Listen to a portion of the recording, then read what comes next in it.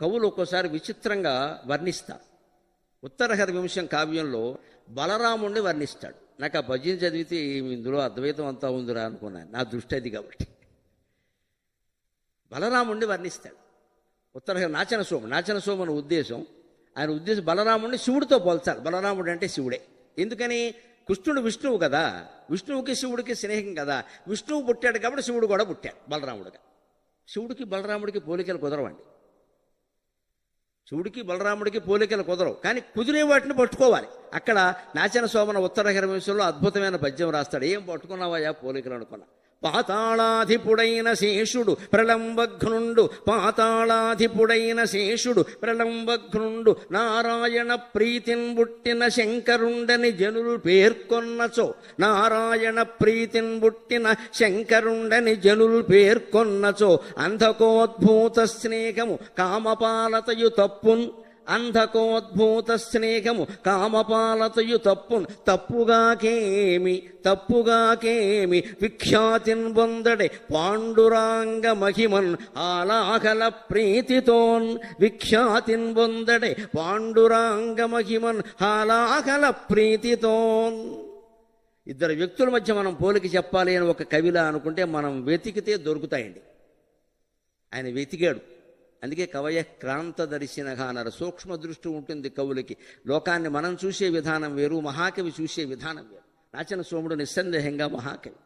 ఒకడు నాచన సోమన అన్నాడు. విశ్వనాథ సత్యనారాయణ గారు ఆ కావ్యాలన్నీ చదివి ఇంకేమనక్కల, హీఈస్ ది ఓన్లీ వన్, ఒకడు నాచన సోమన అని వ్యాసమే రాశాడు. ఆయన బలరాముడిని పట్టుకొని శివుని చేశాడు. ఎలాగా? పాతాళాధిపుడైన శేషుడు, పాతాళ లోకాధిపతి అయిన ఆదిశేషుడే బలరాముడు కదా. ఆయన మరి శ్రీమన్నారాయణమూర్తి కృష్ణుడుగా అవతరించినప్పుడు ఆదిశేషుడు అక్కడ ఉంటాడా? మా స్వామివారు లేనప్పుడు నేను ఎందుకంటే ఇక్కడ పని లేక అని ఆదిశేషుడు కూడా భూమి మీదకి వచ్చేట. ఆదిశేషుడే బలరాముడు కదా మనకు తెలుసు. ఆదిశేషుడే బలరాముడు. కృష్ణుడు రాముడు ఎంత అదృష్టవంతుడు, విష్ణుమూర్తి ఎంత అదృష్టవంతుడు అంటే పాపం ఈ ఆదిశేషుడు తమ్ముడుగా పుట్టినప్పుడు ఆయనకే సేవ చేశాడు, అన్నగారుగా పుట్టినప్పుడు ఈయనకే సేవ చేశాడు. అన్ని విధాల అదృష్టవంతుడు. రామావతారంలో లక్ష్మణుడుగా పుట్టి రాముడు సేవ చేసుకున్నాడు. కృష్ణావతారంలో బలరాముడుగా పుట్ట. బలరాముడు కృష్ణుడు చేసింది ఏమీ లేదు, కృష్ణుడికి బలరాముడు చేసిందే ఎక్కువ. మా తమ్ముడు ఎంత ప్రేమో. ఓ పక్క దుర్యోధనుడి మీద ప్రేమ, అయినా సరే కృష్ణుడి గురించి యుద్ధం చేయడం మానేశాడు. కృష్ణుడు అంటే దుర్యోధనుడు అంటే చాలా ప్రేమ, ఆయనకి ఇష్టం, కానీ కృష్ణుడి గురించి యుద్ధం చేయడం మానేశాడు. నువ్వు ఇటు ఉన్నావు కదా, నేనటుంటే ఇంకేముంది, నేను ఉండను, నేను వెళ్ళిపోతాను. ఊరుకున్నంత ఉత్తమం లేదు, బోడుగున్నంత సుఖం లేదని ఆయన ఊరుకున్నాడు. తీర్థయాత్రలు చేశాడు. ఆ బలరాముడిని శివుడు అనాలంటే వచ్చి ఇబ్బందులు కొన్ని ఉన్నాయి. నారాయణ ప్రీతిని పుట్టిన శంకరుండని జనులు పేర్కొన్నచో, మంచిదే, బాగానే ఉంది. ఎలా పుట్టాడు చెప్పాలి. కవిత్వం అంటే ఎప్పుడు సమర్థించాలి. ఎలా? బలరాముడిలో శివుడిలో సామాన్య లక్షణాలు ఏమైనా, పైగా వ్యతిరేక లక్షణాలు ఉన్నాయి. అంధకోద్భూత స్నేహము. శివుడు అంధకాసురుణ్ణి చంపాడు, బలరాముడు అంధకులతో స్నేహం చేశాడు. యదు, వృష్ణి, భోజ, కుకుర, అంధక అని ఈ అంశాలని యాదవ వంశాలంటారు వీటిని. ఈయన అంధకులతో స్నేహం చేశాడు. ఆయన అంధకాసురుని చంపాడు. అందుకని నాచన సోముడిని అడిగాట శిష్యుడు, అదేమిటి గురువుగారు ఎలా కుదురుతుంది? ఆయన అంధకులతో స్నేహం చేశాడు, ఈయన అంధకుడిని చంపాడు కదా, మీరెలా పోలుస్తారండి? ఇంకో మాట చెప్పట, కామపాలతయు మన్మధుడు శివుడు మన్మధుడిని శాసించాడు, కాముడిని శాసించాడు, తన జోలికి రాకుండా మాడి మసైపోయేలా చేశాడు. బలరాముడు కాస్త కామవాంఛలు, మద్యపానం వగైరా వగైరా ఉన్నవాడు. ఇంక వివరిస్తే బాగుండదు, కానీ ఆయన అంతే, అనగారే తమ్ముడే. అందుకే మరోలా అనుకోవద్దు, దశావతారాల్లో ఉండేది కృష్ణుడే కానీ బలరాముడు కాదు. బలరాముడు దశావతారాల్లో వాడు కాదు, రాముడు తర్వాత కృష్ణుడు, అంతే. ఆయన కొన్ని ఉన్నాయి. మరి కాముడిని ఆయన శాసించాడు, కాముడికి ఈయన లొంగిపోయాడు. ఎలా పోలుస్తావు? అంధకులతో ఆయన స్నేహం చేశాడు, అంధకాసురుని నేను చంపాడు అంటే నాచన సోముడు లేదో, నువ్వన్నీ వ్యతిరేక లక్షణాలు చూస్తున్నావు. కనిపించే లక్షణాలు కొన్ని ఉన్నాయి చూడు. విఖ్యాతిన్ పొందడే పాండురాంగ మహిమన్. ఆయన తెల్లగానే ఉంటాడు, శివుడు బలరాముడు తెల్లగానే ఉంటాడు. ఒకటి లేదా కామన్ క్వాలిటీ పోలిస్తే తప్పే ఉందని. ఆయన తెల్లగానే ఉంటాడు, ఈయన తెల్లగానే ఉంటాడు. ఇప్పుడు ఇంకొక విశేషమైన ప్రయోగం చేశాడు. హాలాహల ప్రీతి ఇద్దరికీ ఉంది అన్నాడు. హాలాహలాన్ని ఇద్దరూ సేవించారు. హాలాహలం అంటే విషం, దాన్ని శివుడు సేవించాడు. మరి బలరాముడు ఎక్కడ సేవించాడండి విషాన్ని? హాలా అంటే మద్యం, హాలం అంటే నాగలి. బలరాముడు ఎప్పుడు హాలం నాగలి పట్టుకుంటాడు, హాలా అంటే మద్య సేవనం చేస్తాడు. మేఘ సందేశంలో సగం శ్లోకాలు బలరాముడు గురించే రాశాడు కాళిదాసు. సరదాగా.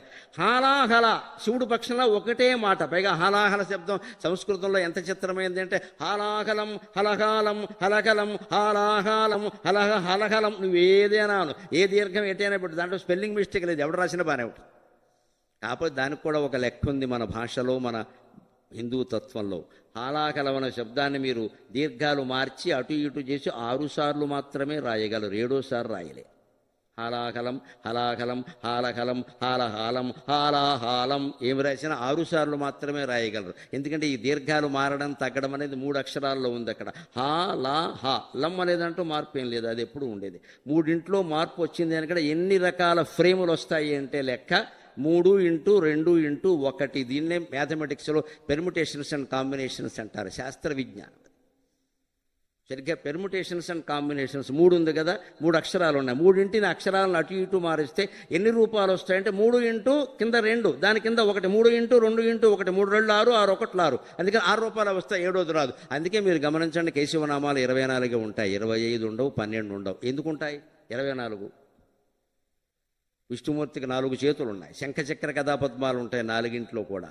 శంఖం ఈ చేతిలో ఉంటుంది, శంఖం ఈ చేతిలో ఉంటుంది ఎడమ చేతిలో, చక్రం కుడి చేతిలో ఉంటుంది, గద ఈ చేతిలో ఉంటుంది, పద్మం ఈ చేతిలో ఉంటుంది. ఈ చేతిలో చక్రాన్ని ఇటు పెట్టండి, ఆ శంఖం ఇటు పెట్టండి, ఈ గద పైన పెట్టండి, ఈ పద్మం పైన పెట్టండి, చక్రం కింద పెట్టండి, మొత్తం మీద 4 ఆయుధాలను అటు ఇటు మార్చండి. ఎన్ని రూపాలు తయారవుతాయి అంటే సరిగ్గా పెర్ముటేషన్స్ అండ్ కాంబినేషన్స్ 4 కదా, 4 × 3, 3 × 2, 2 × 1, 4 3 12, 12 2 24, 24 1 24. సరిగ్గా విష్ణుమూర్తి యొక్క భుజాల్లో ఉండే ఆయుధాలు ఆభరణాలు మారిస్తే 24 రూపాయలు. అందుకే కేశవనామాలు 24. That is Hindu culture, that is Hindu culture. ఎవరో పని లేనివాడు ఎవడో పుష్కరాల్లో స్నానాలన్నీ అయిపోయాక పురోహితుడు గట్టుమి కూర్చొని 24 నామాలు రాసేసి అక్కడ పెట్టలేదు. అక్కడ ఒక శాస్త్రీయ విజ్ఞానం ఉంది దాని వెనక, కాలక్షేపానికి రాసినవి కావు. పైగా అవి జంటలు, కేశవ నారాయణ ఒక జంట, మాధవ గోవింద ఒక జంట. ఆ జంటల అర్థాలు వేరే. అవి కావాలంటే మా శ్రీ గరికిపాటి నరసింహరావు అఫీషియల్లో కేశవనామాలు అంతరార్థమని 2 గంటల ప్రసంగం ఉంది, వినండి. ఒక టిక్కెట్ మీద 2 సినిమాలు ఉండవు, అది వినాల్సిందే.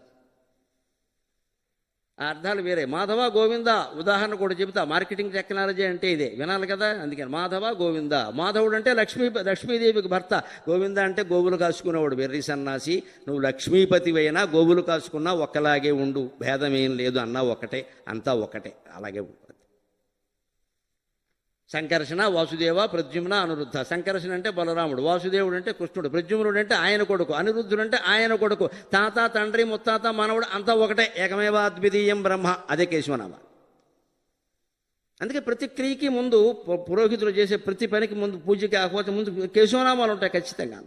ఇవి అర్థమైతే తప్ప మిగిలిన తత్వం అర్థం కాదు. అందులో హాలాహలము 24 వచ్చాక ఇందులో 6 వస్తాయి సరిగ్గా. ఆయన హాలా అంటే మద్యాన్ని ప్లస్ హాలా దీన్ని సేవించాడు, ఈయన హాలాహలాన్ని మొత్తం కలిపి సేవించాడు. అంటే ఇప్పుడు అర్థం చేసుకోండి, ఏ మనిషిలోనైనా సరే మనం ప్రేమించదలుచుకుంటే అనుకూల లక్షణాలు కనబడతాయి, ద్వేషిస్తే వ్యతిరేక లక్షణాలే కనబడతాయి. ఇది కవిత్వం నుంచి నేర్చుకోవాలి. ప్రేమ సేవ చేయాలంటే ప్రేమ ఉండాలి, ప్రేమించాలంటే వ్యతిరేకత చూడకూడదు.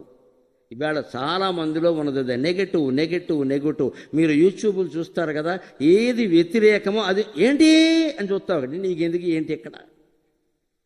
ఆయన చాలా మంచివాడు అంటే ఒక్కడు చూడ్డు, ఆయన ఏదో వంకర పని చేసేట అంటే చూస్తాడు ఇక్కడ పనిగట్టు. వీడు ఎందుకంటాడు అంటే మీరు చూస్తారు కాబట్టి, ఆయన ఆ పని చేయలేదు, వీడికి తెలియదు ఆ విషయం. వీడు ఎందుకంటాడు అంటే మీరు చూస్తారు కాబట్టి. ఈ బురద ఎవరి మీద జల్లుతారు అంటే ఎవడు బాగా ప్రసిద్ధుడైతే వాడి మీద జల్లుతారు. ప్రసిద్ధులు కావడంత పాపం ఇంకోటి లేదు అసలు. అందుకే నాకు తెలిసిన తత్వం, ప్రసిద్ధి ముఖ్యం కాదు, సిద్ధి పొందడం ముఖ్యం. అమ్మ, సిద్ధులు కావాలి మనం, ప్రసిద్ధులైతే ఉపయోగం లేదు. ఒక సిద్ధులం కావాలి, ఆత్మజ్ఞాన సిద్ధులం కావాలి. ప్రసిద్ధులమైతే జరిగేదేమో ఇలాగే బురద జల్లుతారు. మనం చూస్తాం కదా, టికెట్ వాడికి చూడటమే కావాలి, వాడు ఇష్టం వచ్చిన హెడ్డింగ్లు పెడతాడు అక్కడ. అవేవి జరగకపోయినా సరే అసలు లోపల ఆ విషయం ఉండదు. లోపల ఉండేదేమో భగవద్గీత శంకర భాష్యం, పైన రాసేసింది అడ్డగోలు భాష. ఇప్పుడు నొక్కడం కావాలి, వాడికి డబ్బులు కావాలి. వీళ్ళందరి చేతుల్లోకి వెళ్ళింది పిచ్చాడి చేతుల్లో రాయేలాగా.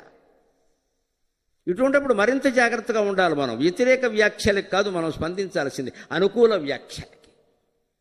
అనుకూలమైన విషయాలు బలరాముడికి శివుడికి సంబంధించినవి కొన్ని ఉండగా వ్యతిరేకమే ఎందుకు చూడాలి? ఇంకో మాట, ప్రేమ ఏర్పడితే తప్ప సేవ చేయలేము. లేకపోతే ఈ సేవ కూడా ఒక బంధం అవుతుంది. సేవ గొప్పదే అని అనుకోకుండా సేవ గొప్పదే. నీలో సేవాహంకారం పెరగకూడదు మిత్రమా. సేవాహంకారం అంటే సాత్విక అహంకారం. నేనింతమందికి అన్నదానం చేశా, నేనింతమందికి బట్టలు పెట్టా, అసలు సత్యసాయి సేవా సమితిలో నేనే అన్నీ చేశా, ఇది బయటకు అనడం కాదు, లోపల కూడా ఉండకూడదు. అప్పుడే నీకు ఆ జ్ఞానం కలుగుతుంది, లేదా అజ్ఞానమే. ఆ సాత్విక అహంకారం వల్లే బలిచక్రవర్తి దెబ్బతున్నాడు. బలిచక్రవర్తి మహానుభావుడే, ప్రహ్లాదుడు లాంటివాడే. ప్రహ్లాదుడు మనవడు, ప్రహ్లాదుడు లాంటివాడు. ఆయనకేమిటి, నా అంత దాతలేడు అని. అయితే బ్రాహ్మణ అబ్బాయి ఒక ఆయన చదువుకునే ఆయన, సత్యసాయి గురుకులంలో చదువుకునే అబ్బాయి ఇచ్చి, ఏమంటే నాకు దానం కావాలంటే, ఏమయ్యా పుస్తకాలు కావాలా, పెన్సిల్ కావాలా, పెన్న కావాలా, బ్యాగ్ కావాలా అని అడగాలి. కానీ ఆయన ఏమడిగాడు, కరులో కంచనమో నికేతనములో గ్రామంబులో భూములో ధరణీఖండమో కాక ఏమడిగెదో ధత్రీ సురేంద్రోత్తమావర చేలంబుల మాడలో ఫలములో వంజంబులో గోవులో హరులో రత్నములో రథంబులో విశిష్టార్థంబులో కన్యలో. అర్థం ఉందా ఈ పద్యానికి? చదువుకునే విద్యార్థి వచ్చి నాకు ఏదైనా దానం ఇవ్వయ్యా అంటే, ఏమయ్యా నీకు పలక కావాలా, బలపం కావాలా, పుస్తకాలు కావాలా, యూనిఫారం కావాలా, నేను ఏమైనా వెళ్ళలేమేమో, రోజు బడికి వెళ్ళడానికి ఏమైనా ఒక ఆటో పంపించమంటావా అని అడగాలి. కానీ గుర్రాలు కావాలా, ఏనుగులు కావాలా, అమ్మాయిలు కావాలా అన్నాడండి. వీడి ఇల్లు బంగారంగానే. ఎంత అహంకారం! కన్యలు ఏం చేసుకుంటాడండి 7 ఏళ్ల అబ్బాయి? పైగా వాడు చెడిపోడా అంటే, తాను రాజుని, భూమండలం అంతా నాదే, నేనేమైనా చేయగలను, నన్ను పట్టుకుని 3 రూపాయలు 4 రూపాయలు అడిగితే ఎలాగా, కనీగా 3 ఎకరాల స్థలం అడగాలి కానీ అని అహంకారం. దీన్ని సాత్విక అహంకారం. ఆయన త్యాగం చేస్తూ అహంకారానికి లోనయ్యాడు. అహంకారం ఎక్కడుంటుంది? మెదడులో ఉంటుంది. మెదడు ఎక్కడుంది? బలిచక్రవర్తికి శిరస్సులో ఉంది. అందుకని విష్ణుమూర్తి పాదం అక్కడ పెట్టాడు. మనకి విష్ణుమూర్తి కనపడితే మోకాల మీద పెడతాడు, మన మెదడు అక్కడే ఉంటుంది.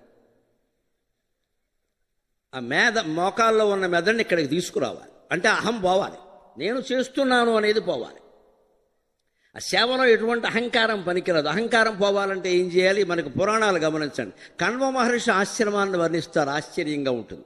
కణ్వ మహర్షి ఆశ్రమానికి వెళ్ళాట దుష్యంతుడు అభిజ్ఞాన శాకుంతలం. వెళితే ఏమిటి అక్కడ, ఏనుగు సింహం పక్కనే కూర్చుని పేకాడుకుంటున్నాయట. ఏనుగు కనపడితే సింహం ఊరుకుంటుందా? నిజకరణకర విదారిత హస్తిమస్త మస్తిష్కమంగాక కేసరి జీర్ణ తృణంభూమేయునేని ఒక్క దెబ్బతో చీల్చి పారేదండి.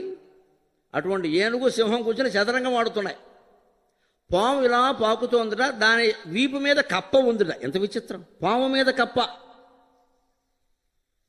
పులి పక్కనే లేడి ఉండి లేడి ఇలా పులిని గోకుతోందిట. పులి పక్కనే లేడి.